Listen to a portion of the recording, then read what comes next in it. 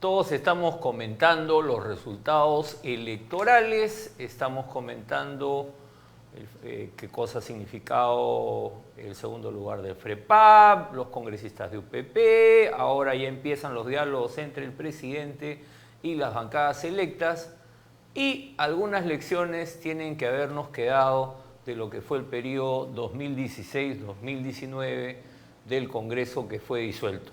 Y para conversar sobre ello, voy a conversar con José Carlos Requena. José Carlos, un gusto estar contigo. ¿Qué tal, Javier? ¿Cómo estás? Encantado. Y vamos a conversar sobre este libro, 30S, Anatomía de una disolución, una publicación de Página 11, que es una editorial creada por la librería Crisol, en su colección Segunda Vuelta, además.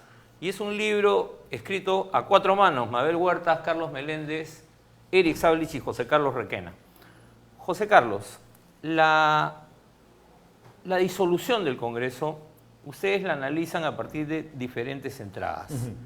La relación entre el Ejecutivo y el Legislativo, la obstrucción o no que se dio, el Tribunal Constitucional como un actor clave y además una dimensión que tiene que ver con la política regional, con el nuevo estilo de política que habría traído Martín Vizcarra.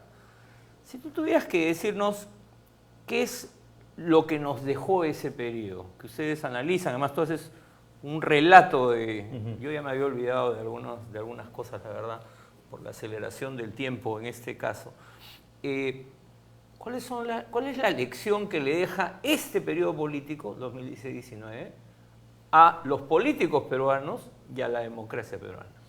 Bueno, creo que eso se plantea con precisión en varios pasajes del libro, que como bien mencionas es un esfuerzo colectivo y como tal a veces quizás digamos, unos trabajos o contradicen o matizan lo que dicen los otros, pero en general lo que uno ve a lo largo de estos 4 libros es, diría yo, esta suerte de, no sé si llamarlo antipolítico o contrapolítica, pero como este ánimo de confrontar, en el caso de Fuerza Popular, termina también teniendo una respuesta en Vizcarra que una vez que digamos, cambia de estilo a su gobierno, termina llevándonos a esta situación. Es decir, sobre todo en la crónica o en el relato que yo escribo, uno ve, sobre todo del lado de Fuerza Popular, una intransigencia y una falta de cálculo o unos errores de lectura que terminan desembocando en esto, ¿no? O sea, digamos, yo creo que sobreestimaron el poder que tenían, sobre todo en la última parte, ¿no? Yo tengo una pregunta, porque claro, tú planteas esta idea del efecto Pigmalión y de la, vamos a decir, profecía autocumplida, ¿no? No había estado antes en la política peruana la idea de que, salvo cuando hubo el golpe de Fujimori, y eso fue una sorpresa para todos en aquel momento, el año 92, de utilizar este mecanismo de disolver el Congreso, ¿no? Y sin embargo, desde el momento en que se plantea la interpelación, y tú lo señalas a Jaime Saavedra, hay un sector, además de líderes de opinión, que dicen hay que ir por la vía de disolución. Claro, digamos, sí hubo una lectura también viendo las dimensiones que tiene la mayoría fujimorista en el Congreso del 2016 y viendo los ánimos iniciales. No olvidemos que Keiko Fujimori nunca saludó a la victoria de... Claro, de arranque había una confrontación, efectivamente. Pero digamos que al comienzo nadie había dicho disolvamos el Congreso. No, pero sí había, sobre todo cuando se plantea lo de Saavedra, un sector importante, momento, recién claro. en ese momento te dicen, oye, con estos patas no puedes hablar, ¿no? Y ahí sí hay un sector muy convencido de que hablar con el fujimorismo es imposible.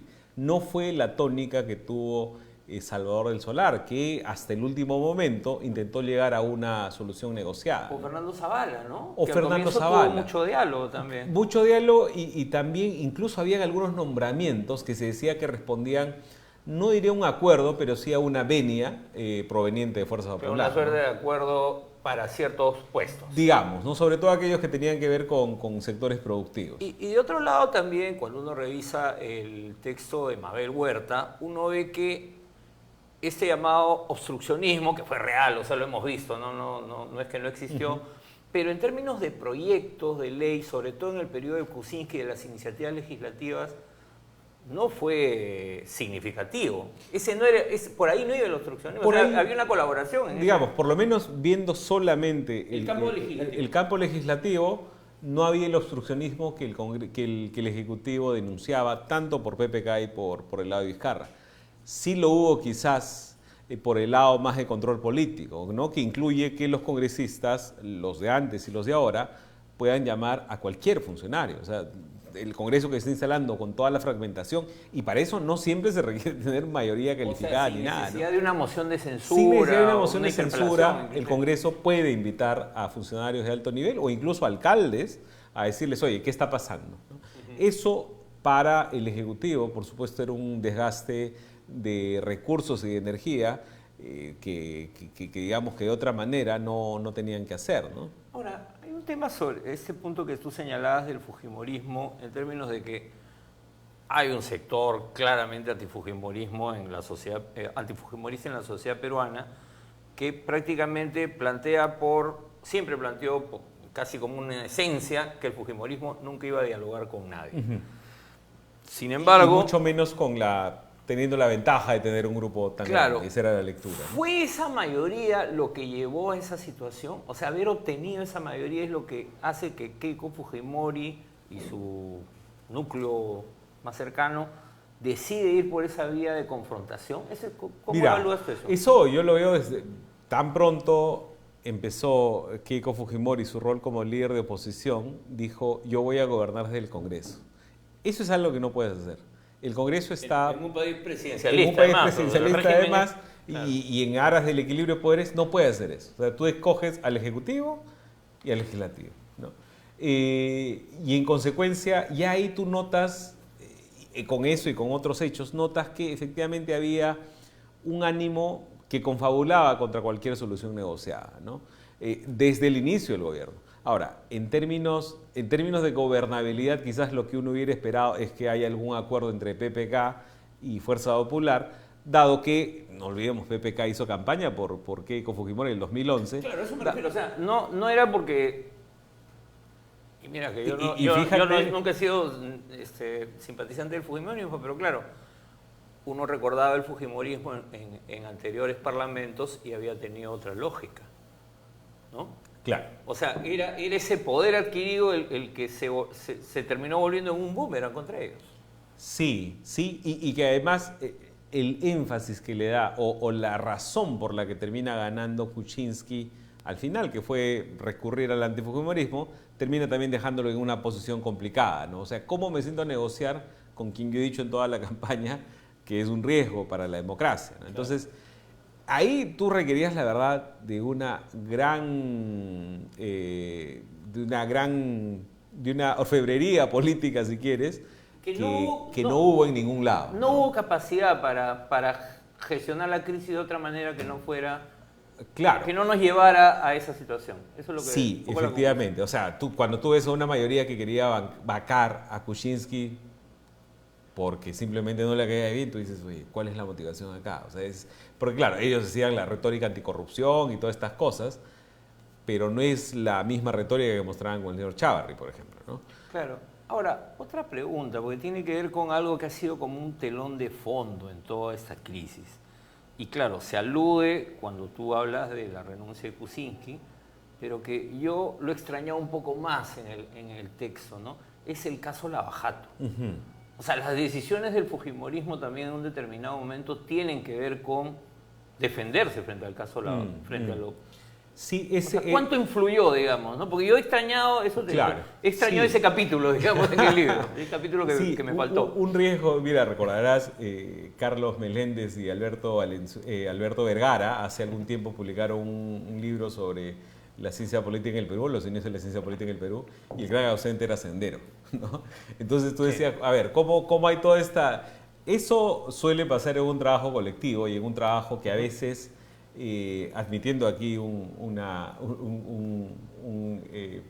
no diré error, pero un vacío del libro, cuando te terminas mirando solo la política, ¿no? Es un riesgo. Tú miras la política y te olvidas de todo lo que hay detrás. Pero digamos, ¿cuánto jugó eso, ya más allá de si está o no está, ¿Cuánto crees tú que jugó eso en las decisiones que iba tomando el fujimorismo frente a PPK?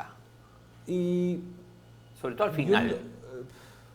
Yo no creo que... Bueno, es que acá, de nuevo, acá ya estamos hablando de un... por lo menos en lo que termina el 30 de septiembre, ya Kuczynski no está, y las acusaciones de Lavajato terminan en actores que ya no son, no diré secundarios, pero que ya no son tan de peso. O sea, claro, Keiko estaba en la cárcel, claro. PPK había renunciado, Toledo estaba fugado, García se había suicidado.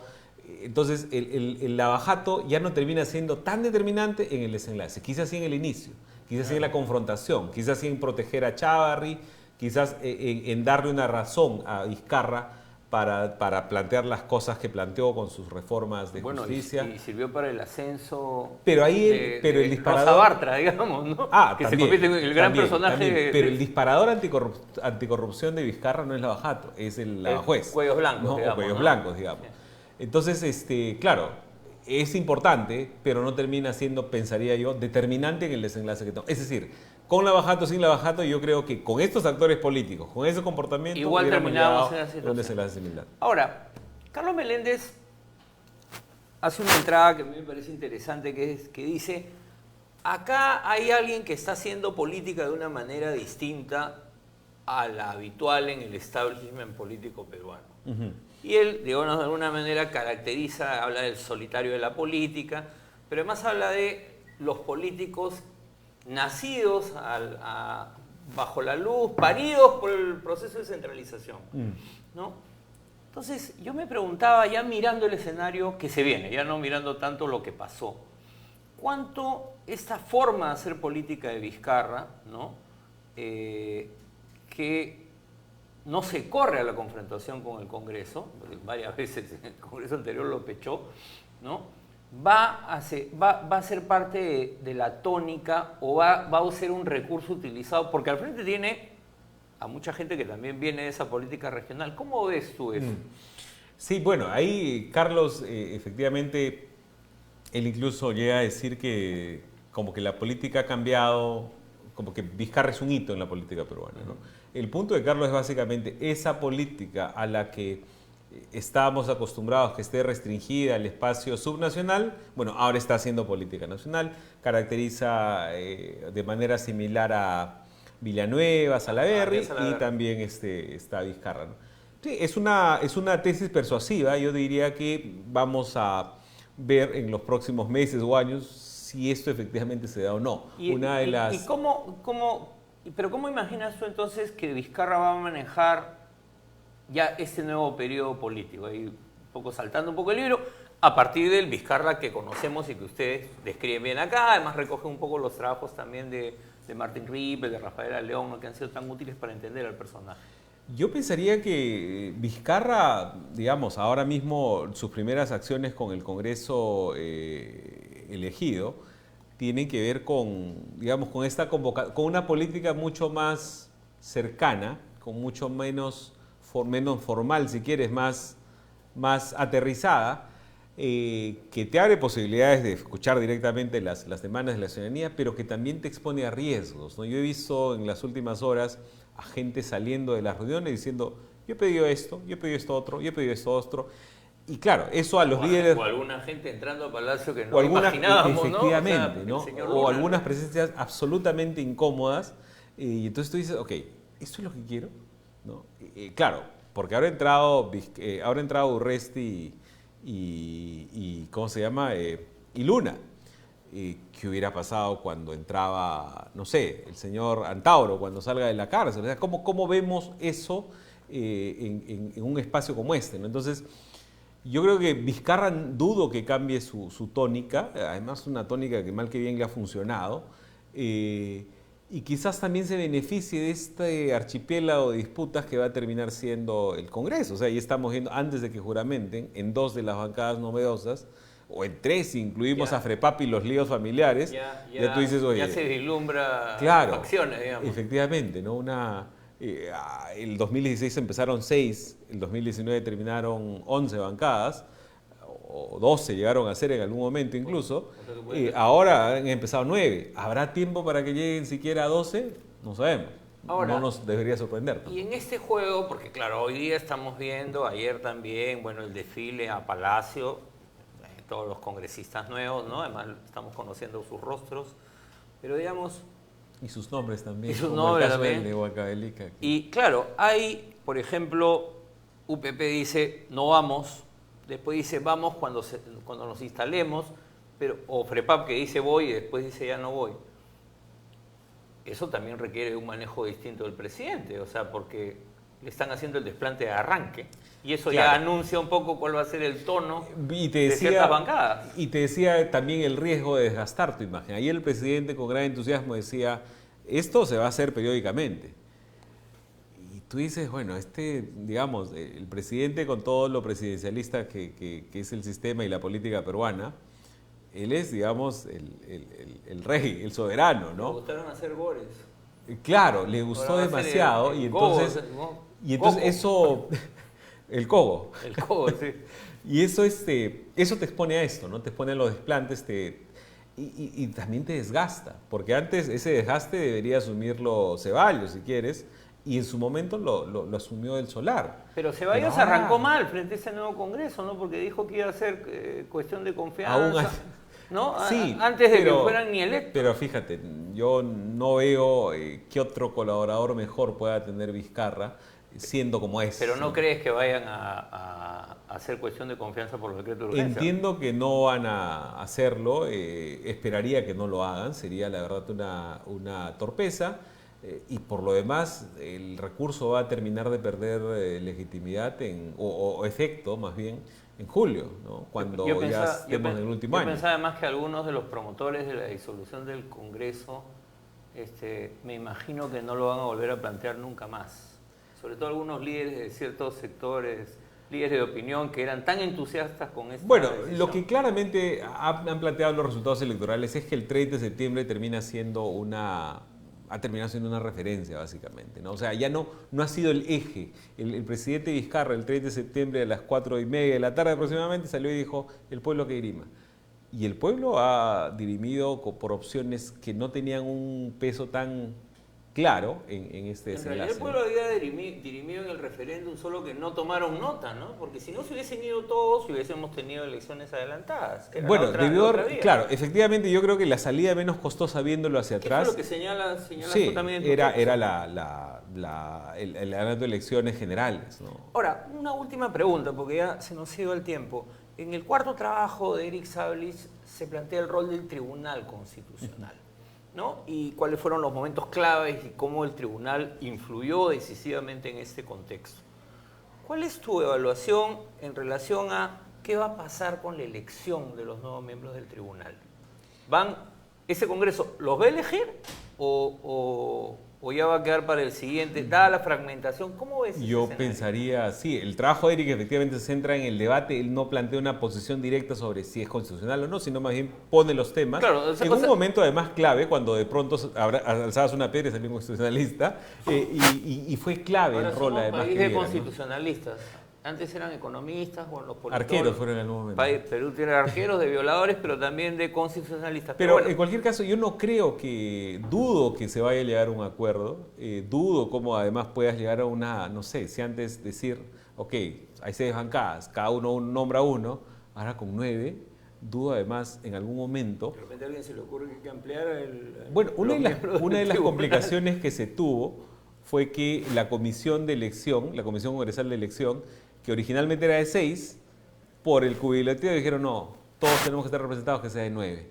Al final me parece que se regresó a la norma original, pero en cualquier caso creo que va a ser bien complicado ponerse pero de acuerdo. digamos que lo más probable es que este tribunal, que además ha mostrado tanto juego político, el actual, va a seguir por lo menos un año más. Ese sería Yo un poco pensaría, el pronóstico. ¿no? Sí, pensaría que va a ser así. Muy bien, José Carlos, Encantado, se nos ha ido el tiempo. Amigas, amigos del Arriero, yo les recomiendo la lectura de 30S, Anatomía de una disolución. En el Perú el tiempo político pasa tan rápido que en este libro van a encontrar cosas que ustedes quizás ya se olvidaron, a pesar de que pasaron hace menos de 6 meses, o hace 8 meses, o hace un año. Un libro que recomiendo, de fácil lectura, de rápida lectura, para poder entender lo que fue la crisis que llevó a la disolución del Congreso y esperemos que pronto venga un nuevo libro de esta serie, segunda vuelta de Página 11. Nos vemos.